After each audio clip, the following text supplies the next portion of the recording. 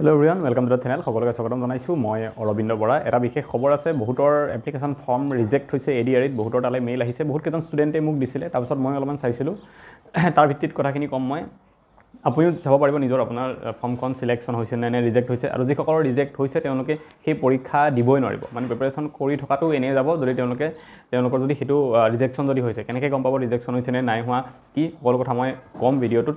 তাৰ আগতে মই আমাৰ মক টেষ্টৰ বিষয়ে কওঁ। আমি এডিআৰিৰ গ্ৰেড 3 গ্ৰেড 4 কাৰণে এটা মক টেষ্ট উলিয়াইছিলোঁ, আৰু আসাম পুলিচ সাব ইন্সপেক্টৰ যিসকলে প্ৰিপাৰেশ্যন কৰি আছে তেওঁলোকৰ কাৰণে আমি এটা মক টেষ্ট উলিয়াইছিলোঁ। আপোনালোকে ইয়াতে আসাম পুলিচ সাব ইন্সপেক্টৰ মক টেষ্টৰ বিষয়ে দেখিবলৈ পাইছে। আমি ইয়াতে আসাম পুলিচ সাব ইন্সপেক্টৰ যোৱাবাৰ যিটো পেটাৰ্ণ আছিলে 2022 চনত যিখন পেপাৰ হৈছিলে, য'ত 306 এনেকুৱা পোষ্ট আছিলে, সেইখনৰ আৰ্হিত গোটেই এই পেপাৰখন বনাইছোঁ সেবাৰ মডেলত। গতিকে আপোনালোকে যদি ল'ব বিচাৰে ইয়াতে 4টা মক টেষ্ট পাব, ফুল লেংথ মক টেষ্ট। 100টা কুৱেশ্যন থাকিব তাতে, জিকে 70 কুৱেশ্যন, 10টা মেথছ, 10টা ৰিজনিং আৰু 10টা ইংলিছৰ থাকিব, আৰু গোটেইখিনি একদম একজেক্টলি এছআই যেনেকুৱা পেপাৰ হৈছিলে তেনেকুৱা ধৰণে আপোনালোকে পাব।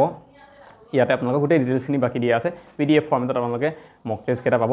আৰু লগতে আমি আসাম ডাইৰেক্ট ৰিক্ৰুটমেণ্ট যিটো এক্সামিনেশ্যনৰ এডিআৰিৰ যিটো মক টেষ্ট প্ৰিপেয়াৰ কৰিছোঁ, সেই মক টেষ্টটো আমি একেধৰণে বনাইছোঁ। একেধৰণে মানে যোৱাবাৰ যেনেকুৱা এডিআৰি পেপাৰ হৈছিলে আমি তেনেকুৱা বনাইছিলোঁ। জিকে মেথছ ৰিজনিং ইংলিছ সেইবিলাক আহিছিলে, আমিও তেনেকৈ বনাইছোঁ।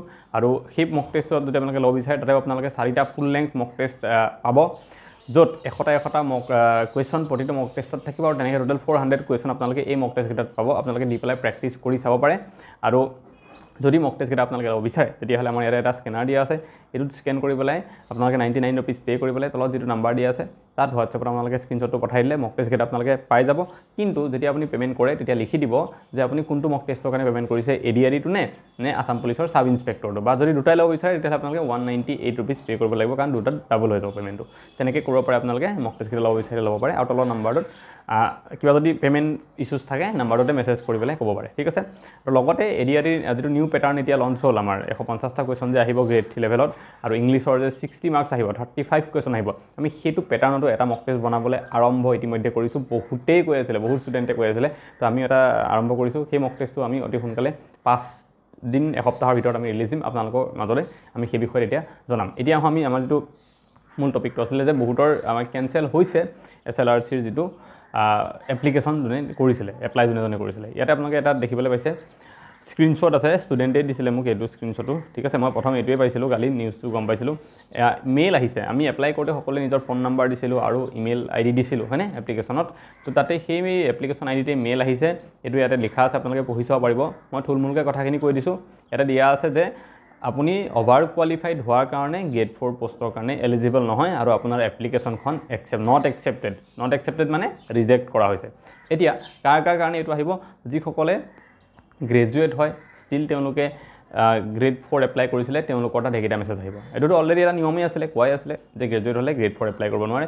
এতিয়া অফিচিয়েলি তাক তেওঁলোকে জনাই দিছে, SLRC ফালৰ পৰা সকলোকে ইণ্ডিভিজুৱেলি মেইল কৰি পেলাই যে আপুনি যিখিনি ডকুমেণ্টছ আছে এমপ্লয়মেণ্ট এক্সচেঞ্জত যিখিনি আপলোড কৰা আছে সেইখিনি হয়তো চাইছে তেওঁলোকে, আৰু চোৱাৰ পিছত পাইছে যে গ্ৰেজুৱেট ডিগ্ৰী থকাৰ কাৰণে আপুনি গ্ৰেড 4 যিটো এপ্লাই কৰিছিলে আপোনাৰ সেই এপ্লিকেশ্যনখন আনএলিজিবল হয়, বা নট একচেপ্টেবল হয়, বা ৰিজেক্ট কৰিছোঁ আমি, ঠিক আছে। গতিকে যোনে গ্ৰেজুৱেট হোৱাৰ পিছতো, যিকোনো গ্ৰেজুৱেট হোৱাৰ পিছতো BA হওক বা BCom হওক, BBA BCA ইঞ্জিনিয়াৰিং ডিগ্ৰী থকা হওক, কোনোবা যিসকলে ডিগ্ৰী লৈ থৈছে, গ্ৰেজুৱেশ্যন লৈ থৈছে, তথাপিও যদি গ্ৰেড 4ত এপ্লাই কৰিছিলে তেতিয়াহ'লে তেওঁলোকে এই পৰীক্ষাটো দিব নোৱাৰিব। কোনটো? গ্ৰেড 4ৰটো। যদি গ্ৰেড 3 এপ্লাই কৰিছে, গ্ৰেড 4 কৰিছে, তেতিয়াহ'লে গ্ৰেড 3টো পাৰিব, কাৰণ এলিজিবল হয় তাত, অকল গ্ৰেড 4ত নোৱাৰে, ঠিক আছে। আৰু যাৰ যোনে এনেকৈ এপ্লাই কৰা নাই তেওঁলোকৰ তালৈ মেইল নাহেও, ঠিক আছে। যোনে গ্ৰেজুৱেট হয় বাট মেইল গ্ৰেড 4 এপ্লাই কৰা নাই তেওঁলোকৰ একো প্ৰব্লেম নাই, ঠিক আছে। বা যোনে গ্ৰেজুৱেট নহয় বা গ্ৰেড 4 এপ্লাই কৰিছে তেওঁলোকৰ একো প্ৰব্লেম নাই, কাৰণ গ্ৰেজুৱেট নহ'লে পাৰে এপ্লাই কৰিব, তেনেকুৱা। তথাপিও যিসকলে গ্ৰেজুৱেট হয় আৰু গ্ৰেড 4টো এপ্লাই যদি কৰিছিলে, সেইটো আপোনালোকে এবাৰ চেক কৰি ল'ব ক'ত? আপোনালোকৰ নিজৰ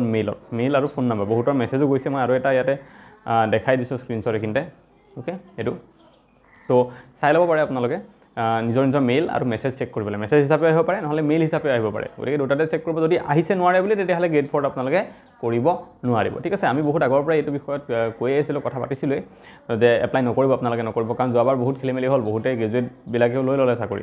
মোৰ মতে সেইটোৰ ওপৰতো চাগে কেতিয়াবা এটা কুৱেশ্যন উঠিবও পাৰে পিছলৈ গৈ পেলাই, যে যিসকলে গ্ৰেজুৱেট হৈ পেলাই চাকৰি লৈছিলে তেওঁলোকৰ হয়তো এটা প্ৰব্লেম হ'বও পাৰে, মানে গ্ৰেড 4 যোনে চাকৰি লৈছিলে, ঠিক আছে। কোন সময়ত কাৰ কি হয় ক'ব নোৱাৰে। কোনোবাই RTI কৰি দিব, কেছ কৰি দিব কোৰ্টত, পিছত সেই মানুহখিনি চাকৰি যোৱাৰ নিচিনা এটা অৱস্থা। অকল চাকৰি যোৱাই নহয়, এইটো এটা মানে ক'ব গ'লে ফ্ৰড টাইপৰ কথা হ'ল ন তেতিয়া সেইটোত যিমান চাকৰি কালত দৰমহা পাইছিলে চব ঘূৰাই দিব লগা নিচিনা কথাও এটা আহি যাব পাৰে ঠিক আছে গতিকে যদি কোনোবা এনেকুৱা হৈছেও ফেককৈ যদি কোনোবাই কৰিছে যে মই গ্ৰেজুৱেট হয় কিন্তু এমপ্লয়মেণ্ট এক্সচেঞ্জত মই গ্ৰেজুৱেট বুলি দেখুওৱা নাই হাই ছেকেণ্ডেৰী পাছ দেখাই পেলাই গ্ৰেড 4 এপ্লাই কৰিছোঁ তেতিয়াও কিন্তু মই কৈছোঁ আপোনালোকে পৰীক্ষা দিব নাযাব মই বহুত আগৰ পৰাই কৈছোঁ ঠিক আছে বেলেগ বেলেগ চেনেলতো এইবিলাক কথা পতা মই দেখিছোঁ কিন্তু পতাৰ পিছত বহুতে তাত আহি পেলাই যিখিনি গ্ৰেজুৱেট ডিগ্ৰীধাৰী আৰু গ্ৰেড 4 চাকৰি কৰিছে তেওঁলোকে কমেণ্টত আহি গালি দিয়াও দেখিছোঁ যেনেকৈ সমীৰ দাৰ যিটো চেনেল আছে সমীৰ বৰা দাদাৰ চেনেলটোত তেখেতেও সেইবিলাক কথাক লৈ পেলাই কোৱা মই এটা ভিডিঅ' পাইছিলোঁ মই চাইছিলোঁ ভিডিঅ'টো কমেণ্টত দেখিলোঁ তেখেতক বহুত মানুহে বেয়াকৈ কৈছে গালি পাৰিছে গম পাওঁ সেই মানুহখিনিয়ে গ্ৰেজুৱেট ডিগ্ৰীধাৰী কিন্তু তেওঁলোকে গ্ৰেড 4 চাকৰি কৰি আছে সেই মানুহজনে সমীৰ দাই আপোনালোকৰ ভালৰ কাৰণে কৈছে ঠিক আছে যাতে পিছলৈ এনেকুৱা অসুবিধা নহওক